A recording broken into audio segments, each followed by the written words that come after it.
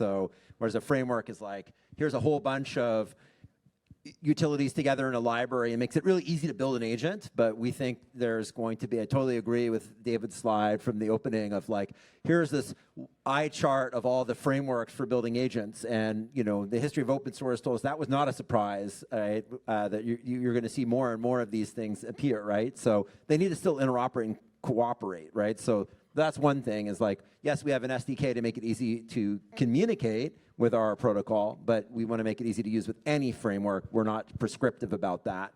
But yeah, I mean, I think you always have to have some kind of objective in what the agent's trying to accomplish. I think one of the great strengths of LLMs is that they can improve usability, right? So we see a lot of times users want to start with a kind of guided human-in-the-loop experience where they can give instructions and confirm things, and then over time have more and more handover autonomy, right? And it's in that loop of giving instructions and guiding that they can set and fine-tune what they want and see how it's working. Personally, I think Ron makes a great point here, and I appreciate that he draws our attention to the history of open source to give us an idea of where the field of agentic AI could be headed. Already, there are so many frameworks and different ways to build AI agents, and because one of the things that makes AI agents so powerful is their ability to interact with each other, protocols like Theoriq, like Olas, are going to be a key part in the coordination, tracking, and the provision of, among other things, decentralizable shared ownership. That's a core part of the Olas mission, so it's always really encouraging to hear other thought leaders and builders in this space echo those ideas.